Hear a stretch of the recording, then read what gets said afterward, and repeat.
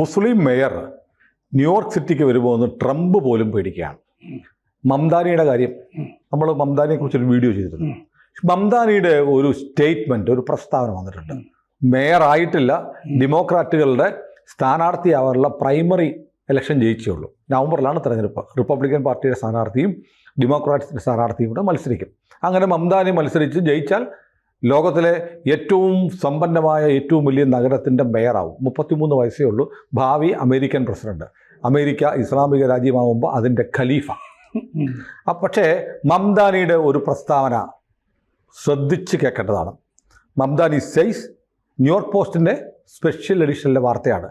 Mamdani says white neighbourhoods should pay higher property tax. വെള്ളക്കാരൻ ഇനി മുതൽ കൂടുതൽ സ്വത്ത് നികുതി കൊടുക്കണം. വെള്ളക്കാരൻ, ഇവർ വെള്ളക്കാരല്ല, മുസ്ലിംസാണ്. അപ്പോൾ മുസ്ലിം ഭരണം വന്നാൽ മുസ്ലിമുകളല്ലാത്തവർ കൂടുതൽ നികുതി കൊടുക്കണം, ജസിയ കൊടുക്കണമെന്ന് ലോകത്തെല്ലായിടത്തും ഉണ്ടായിരുന്നു. മൂടന്മാർ ഭരിച്ചപ്പോൾ ഒന്നെങ്കിൽ മതം മാറുക, അല്ലെങ്കിൽ തലവെട്ടുക, അല്ലെങ്കിൽ ജസിയ കൊടുക്കുക. ന്യൂയോർക്കിൻ്റെ മേയർ സ്ഥാനാർത്ഥി പറയുന്നു, ഇനി വെള്ളക്കാർ കൂടുതൽ സ്വത്ത് നികുതി, പ്രോപ്പർട്ടി നികുതി കൊടുക്കേണ്ടി വരും ഞാൻ മേയറായാൽ. എങ്ങനെയുണ്ട്? അതെന്താന്ന് വെച്ചാൽ കമ്മ്യൂണിസ്റ്റ് ചിന്തയുടെ ഒരു ഇസ്ലാമിക ചിന്ത അത് തന്നെയല്ലേ? അതെ, കാഫർ കൂടുതൽ കമ്മ്യൂണിസ്റ്റ് ചിന്തയിൽ എങ്ങനെയാന്ന് വെച്ചാൽ ഇയാൾ കമ്മ്യൂണിസ്റ്റ് ആണല്ലോ, ഇസ്ലാമിസ്റ്റ് കമ്മ്യൂണിസ്റ്റ്. അതെ. അപ്പൊ സാധാരണഗതിയിൽ സോവിയറ്റ് സ്റ്റാലിന്റെ മുമ്പ്, അതിന് മുമ്പ് തൊട്ട് തന്നെ ലെനിന്റെ കാലത്ത് തന്നെ ഇസ്ലാം എന്ന് പറയുന്ന ആ ഗ്രൂപ്പിൽപ്പെട്ട ആളുകളൊക്കെ പ്രോലിറ്റേറിയറ്റ് ആണ് എന്നൊരു ചിന്ത. മുസ്ലിം മുഴുവൻ അടിസ്ഥാന വർഗമാണ്, തൊഴിലാളി വർഗമാണ്. അപ്പൊ അതുകൊണ്ട് നമ്മളെപ്പോഴും കർഷക തൊഴിലാളികളും കൂടിയാണ്. കാരണം സ്ത്രീകൾ കൃഷിയിടാന്നല്ലേ പറയുന്നത്. അപ്പോ ഇയാളുടെ ചിന്ത പോകുന്നത് എനിക്ക് മനസ്സിലായി. ഇയാൾ വിചാരിക്കുന്നത് ഈ മുസ്ലിങ്ങൾ സ്വത്തുടമകളല്ല, അപ്പൊ അവർക്ക് വെള്ളക്കാരാണ് അവിടുത്തെ ന്യൂയോർക്കിലെ സ്വത്തുടമകൾ മുഴുവൻ, അതുകൊണ്ട് അവരെ നമ്മൾ പിഴിയും. ഇതാണ് അയാളുടെ. സാധാരണ കമ്മ്യൂണിസ്റ്റുകാർ ഈ ജന്മിമാരെ മുഴുവൻ ഉന്മൂലനം ചെയ്യണമെന്ന് പറയില്ലേ, ആ രീതിയിലുള്ള ഒരു ചിന്തയാണ് ആ പോയിക്കൊണ്ടിരിക്കുന്നത്. കുറെ നാളായി അയാൾ ഇന്ത്യയിൽ നടപ്പാക്കിയിട്ടുള്ള പല കാര്യങ്ങളില്ലേ, ബസ് യാത്ര സൗജന്യം എന്നൊക്കെയുള്ള അങ്ങനത്തെ പരിപാടികളാണ് അയാൾ പറഞ്ഞുകൊണ്ടിരിക്കുന്നത്. തെരഞ്ഞെടുപ്പ് വാഗ്ദാനങ്ങളിലുണ്ട്. ഇവിടെ നിന്ന് ആരൊക്കെയോ ഇമെയിലൊക്കെ അയക്കുന്നുണ്ടെന്ന് തോന്നുന്നു, AKG സെന്ററിൽ നിന്നൊക്കെ. അതാണ് ഈ 1,00,000 വീട് പദ്ധതിയൊക്കെ അയാൾ അവിടെ പ്രഖ്യാപിച്ചിട്ടില്ലേ. ഞാൻ വരുമ്പോ ഇങ്ങനെ. അതിന് പുറമെ ഇയാളെ പറ്റി വായിക്കുമ്പോൾ നമ്മൾ കാണുന്ന ഇയാള് ആര്യ രാജേന്ദ്രൻ ആര്യ രാജേന്ദ്രനെ പറ്റിയിട്ടുള്ള ഒരു പോസ്റ്റ് ഇയാൾ ഷെയർ ചെയ്തിരുന്നു. അത് ഷെയർ ചെയ്തത് എന്താന്ന് വെച്ച് കഴിഞ്ഞാൽ, ആര്യ രാജേന്ദ്രൻ മേയറായിരുന്നപ്പോൾ പുതുച്ചേരിയിലെ പാർട്ടിയുടെ ഏരിയ കമ്മിറ്റി ഈ ആര്യ രാജേന്ദ്രൻ മേയറായി എന്ന് പറഞ്ഞിട്ട് ഒരു പോസ്റ്റ് ഇട്ടിരുന്നു പോണ്ടിച്ചേരിയിലെ. അപ്പോൾ 2020 അവര് ഷെയർ ചെയ്ത പോസ്റ്റ് അത് ഇയാൾ റീഷെയർ ചെയ്യുകയാണ് ചെയ്തത്. പക്ഷെ ഇയാളുടേതായ വാചകങ്ങളും അതിൻ്റെ അകത്തുണ്ട്. 21 വയസ്സിലിങ്ങനെ ഒരു കുട്ടി അവിടെ മേയറായി, സഖാവ് ആര്യ രാജേന്ദ്രൻ 21 വയസ്സ് അനുഭവിച്ചുകൊണ്ടിരിക്കുകയാണ്.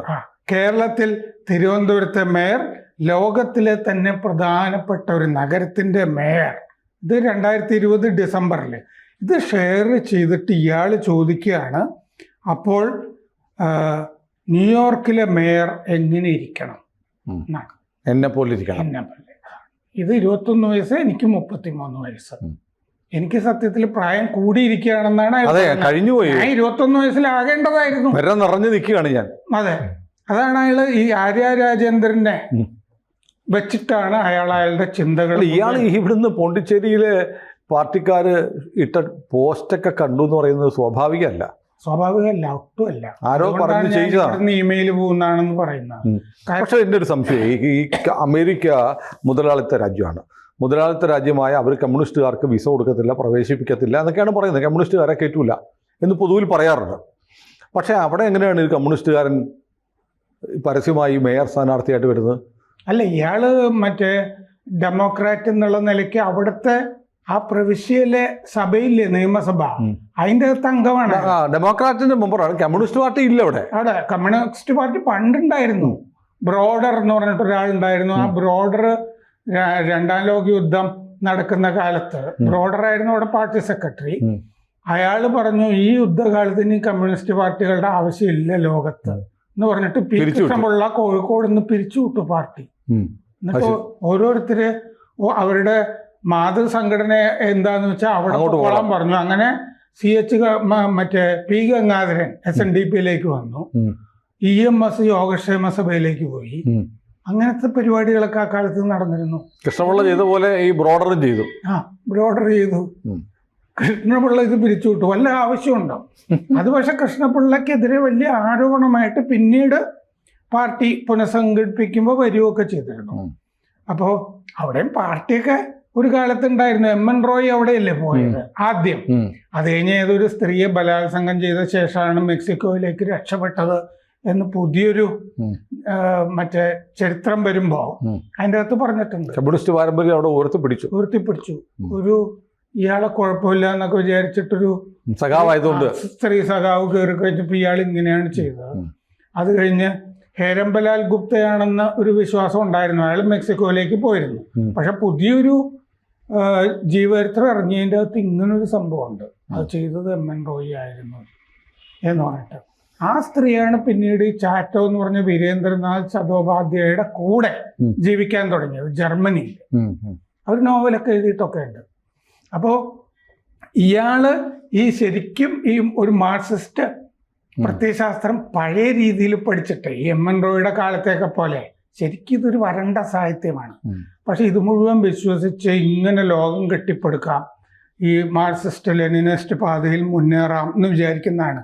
പിന്നെ ഇതിൻ്റെ പിന്നിൽ വലിയ അജണ്ട കാണും. എന്താണെന്ന് വെച്ചാൽ ലണ്ടനിൽ മേയർ സാദിഖ് ഖാൻ ആണ്. അപ്പോൾ ലോകത്തിലെ ഏറ്റവും വലിയ നഗരങ്ങൾ നമ്മൾ പിടിക്കുക എന്നുള്ള ഒരു അജണ്ടയുടെ ഭാഗമായിട്ട് വരുന്നതായിട്ടും ചില റിപ്പോർട്ടുകളിൽ കാണാം. ശരിക്കും ന്യൂയോർക്ക് ജൂതന്മാരുടെ നഗരമാണ്. ടെല്ലവീവും ജെറുസലേമും കഴിഞ്ഞാൽ ഏറ്റവും കൂടുതൽ ജൂതന്മാരുള്ളത് ന്യൂയോർക്കിലാണ്. അതാണ് ആ ജൂതന്മാരുടെ നഗരം. ഇയാളും മിക്കവാറും 10 ലക്ഷം മുസ്ലിമുകളുണ്ട്. അതുണ്ട്. മിക്കവാറും ഇയാൾ മേയർ ആകും എന്നുള്ളതാണല്ലോ ഇപ്പോഴത്തെ അവസ്ഥ. കാരണം പ്രൈമറിയിലൊക്കെ ജയിച്ചു പോയി. അവിടുത്തെ പ്രധാനിയാണ് തോൽപ്പിച്ചിരിക്കുന്നത്. ഗവർണറൊക്കെ ആയിരുന്ന ആളാണ് തോൽപ്പിച്ചിരിക്കുന്നത്. റിപ്പബ്ലിക്കൻസിന് വലിയ സ്വാധീനമുള്ള മേഖലയാണ്. എന്നിട്ടും അപ്പോൾ ഇയാൾ ഗാസയ്ക്ക് വേണ്ടി വാദിക്കുന്നു. Trump വിരുദ്ധനാണ്. Trump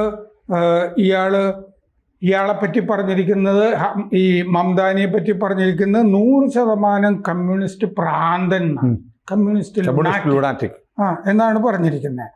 he looks terrible, his voice is grating എന്ന് പറഞ്ഞിട്ടുണ്ട്. കാണാനും ഗുണമില്ല, മറ്റേ പാറപ്പുറത്ത് ഉരയ്ക്കുന്ന ശബ്ദമാണ്. ജോയ് മാത്യുവിൻ്റെ ശബ്ദത്തിനെ പറ്റി സുരാജ് വെഞ്ഞാറമ്മൂട് പറയില്ലേ എന്ന് പറയുന്നത് പോലെയാണ് ഇയാളെ പറ്റി ട്രംപ് പറഞ്ഞിരിക്കുന്നത്. പിന്നെ മോദി വിരുദ്ധനാണ്. ഗുജറാത്തിലെ കോട്ടക്കൽ നടത്തിയ ആളാണ് മോദി. നെതന്യാഹു വിരുദ്ധനാണ്. ബസ് ചാർജ് സൗജന്യമാക്കും. 20 ലക്ഷം പേർക്ക് വാടക ഒഴിവാക്കി കൊടുക്കും എന്ന് പറഞ്ഞിട്ടുണ്ട്. ഇതൊക്കെ മുസ്ലിങ്ങളെ ഉദ്ദേശിച്ചിട്ടാണല്ലോ പറയുന്നത്. 20 ലക്ഷം പേര് അങ്ങനെ താമസിക്കുന്ന ആളുകളെ മുസ്ലിം നഗരമാക്കുന്നതാണ് പറയുന്നത്. 2 ലക്ഷം വീടുകൾ പണിയും ഈ പാവങ്ങൾക്ക് വേണ്ടി 3 വർഷം കൊണ്ട് മേയറായി കഴിഞ്ഞാൽ. പിന്നെ 6 മാസം മുതൽ 5 വർഷം വരെയുള്ള കുട്ടികൾക്ക് സൗജന്യ ചികിത്സ. ഇതൊക്കെ ഇവിടെ നിന്നുള്ള പിന്നെ ആശയങ്ങളാണ്. ക്രഷുണ്ട്. ജോലിക്ക് പോകുന്ന സാധാരണക്കാരുടെ കുഞ്ഞുങ്ങളെ കൊക്കാൻ വേണ്ടി ക്രഷ് ഉണ്ടാക്കും. പിന്നെ സർക്കാർ ചെലവിൽ പലചരക്ക് കട തുടങ്ങുന്നു പറഞ്ഞിട്ടുണ്ട് അല്ലേ? ഗ്രോസറി സ്റ്റോറുകൾ തുടങ്ങുന്നു പറഞ്ഞിട്ടുണ്ട് സർക്കാർ. നമ്മുടെ പിണറായിയുടെ കിറ്റ് പരിപാടിയാണ്. അപ്പോൾ ഈ മുമ്പ് ശേഖർ ഗുപ്ത മീര നായരുമായിട്ട് വാക് ദ ടോക്ക് എന്ന് പറഞ്ഞിട്ടൊരു പരിപാടി നടന്നിരുന്നല്ലോ. ഇയാളുടെ അമ്മ മീര നായർ, ഇവരുടെ അമ്മ, ഇയാളുടെ അമ്മ ഈ സലാം ബോംബെയും കാമസൂത്രയൊക്കെ ഡയറക്ട് ചെയ്ത സംവിധായിക മിസിസിപ്പി മസാല. അതവര് ഇവരുടെ നാട് ഉഗാണ്ടയാണല്ലോ. ഇവര് പഞ്ചാബിയാണ്. ഒഡീഷക്കാരി. ഇവര് പഞ്ചാബിയാണ്. ഒഡീഷയില് ഈ മറ്റേ അച്ഛൻ മറ്റേ IAS സർവീസിലുണ്ടായിരുന്നു. അങ്ങനെ അവിടെ ജനിച്ചതാ. ശരിക്കും പഞ്ചാബിയാണ് അവര്. ജനിച്ചത് ഒഡീഷയില്. നയ്യാർ എന്നുള്ളത് നായരുമായിട്ട് ബന്ധമില്ല. നായരുമായിട്ട് നായരെ കല്യാണം കഴിച്ചു ഒന്നുമില്ല. ഒരു മുസ്ലിം പെണ്ണാണ് കല്യാണം കഴിച്ചത്. അത് ആഫ്രിക്കക്കാരൻ, ഉഗാണ്ടക്കാരനാണ്. അതെ, ഉഗാണ്ട. അയാൾ മുസ്ലിമാണ്, അക്കാദമിഷ്യനാണ്, എഴുതുകയൊക്കെ ചെയ്യുന്നു പറയുന്നുണ്ട്. ഉഗാണ്ടയിൽ വെച്ച് ഷൂട്ടിംഗ് ചെയ്തിട്ടുണ്ട് മിസിസിപ്പി മസാല. അപ്പോൾ ശേഖർ ഗുപ്ത ഒരു അനുഭവം പറഞ്ഞിട്ടുണ്ട്. 2005 ഈ മീര നായരെയും കൊണ്ട് വാഗ് ദി ടോക്ക് അഭിമുഖ സംഭാഷണം ഷൂട്ട് ചെയ്യാനായിട്ട് ജനുവരി മാസത്തില് ജമാ മസ്ജിദിന്റെ അകത്തേക്ക് പോയി. അതിന്റെ വളപ്പിൽ ഷൂട്ട് ചെയ്യാന്ന് വിചാരിച്ചിട്ട്.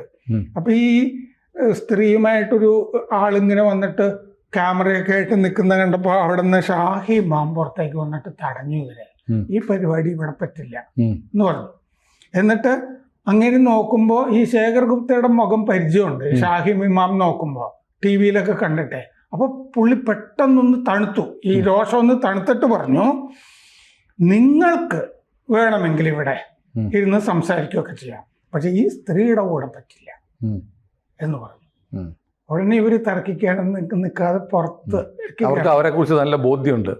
ഈ മസ്ജിദിന്റെ പുറത്തിറങ്ങിയിട്ട് ഈ റോഡിൽ വെച്ച് ആണ് ആ വാഗ് ദി ടോക്ക് ഷൂട്ട് ചെയ്തതെന്ന് ഇപ്പോ ഈ പയ്യനെ പറ്റി സംസാരിക്കുന്ന കൂട്ടത്തിൽ ശേഖർ ഗുപ്ത ഓർത്തിട്ടുണ്ട്. ആ കാമസൂത്ര എന്ന് പറഞ്ഞൊരു സിനിമ, അത് സെൻസർ ചെയ്യാത്തൊരു പ്രിന്റ് ഞാൻ തിരുവനന്തപുരത്തെ പ്രിവ്യൂ കണ്ടിട്ടുണ്ട്. കാമസൂത്രയുടെ മറ്റേ ഇത് ഫെസ്റ്റിവലിനായിരിക്കും.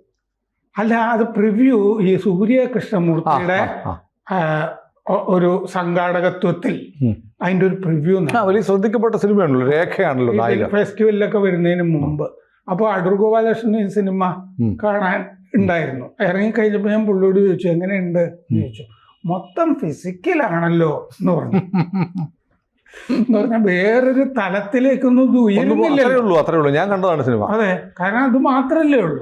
സെക്സ് ഒക്കെ ആളുകൾക്ക് ഉപയോഗിക്കുകയൊക്കെ ചെയ്യാം, പക്ഷെ വേറെന്തെങ്കിലും പറയാൻ വേണ്ടിയിട്ടാണ്. അങ്ങനെയൊന്നും ഇല്ല അതിൻ്റെ അകത്ത്. വെറുതെ ഇതിനു വേണ്ടി എടുത്തിരിക്കുക, ഒരു കച്ചവടം എന്നുള്ള നിലയ്ക്ക്. അപ്പോൾ ചിലപ്പോൾ ആ ഇമാമിന് അതിനെപ്പറ്റിയൊക്കെ ഒരു ധാരണ കാണും. അതാണ് ഈ സ്ത്രീയുമായിട്ട് വേണ്ട എന്ന് പറഞ്ഞ് ഇറക്കി വിട്ടത്. കൂടുതൽ വാർത്തകളും വിശേഷങ്ങളും നിങ്ങളിലേക്ക് എത്താൻ ABC മലയാളം സബ്സ്ക്രൈബ് ചെയ്യുക, ബെൽബട്ടനും അമർത്തുക.